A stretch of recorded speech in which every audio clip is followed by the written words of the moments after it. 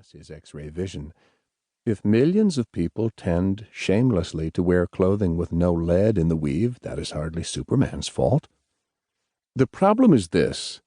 Electroencephalograms taken of men and women during sexual intercourse show that orgasm resembles a kind of pleasurable epileptic attack. One loses control over one's muscles.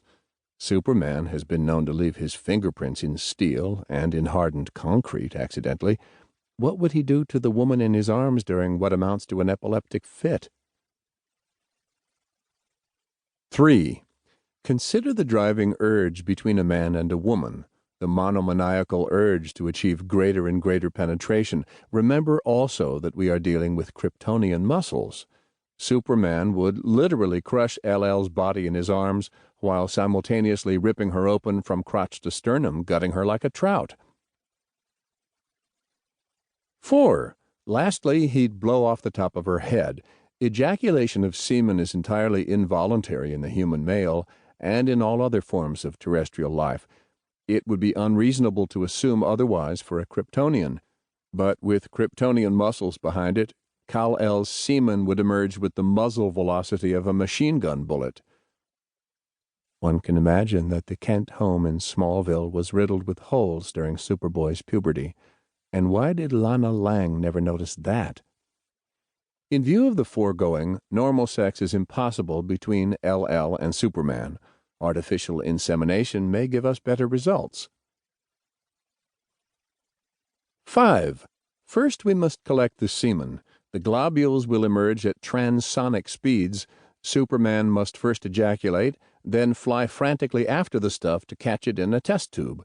We assume that he is on the moon, both for privacy and to prevent the semen from exploding into vapor on hitting air at such speeds. He can catch the semen, of course, before it evaporates in vacuum. He is faster than a speeding bullet. But can he keep it? All known forms of Kryptonian life have superpowers. The same must hold true of living Kryptonian sperm.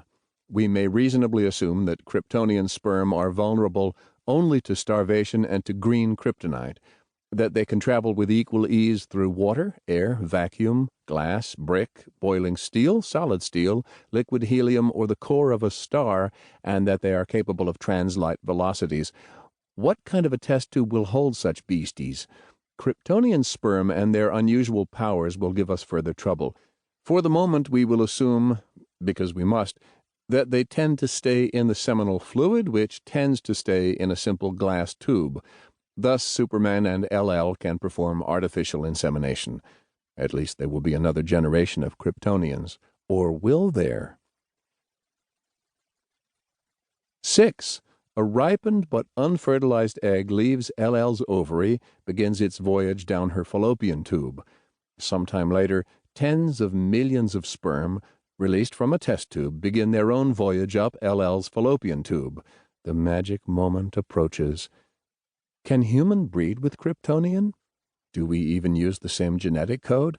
On the face of it, LL could more easily breed with an ear of corn than with Kal-El, but coincidence does happen.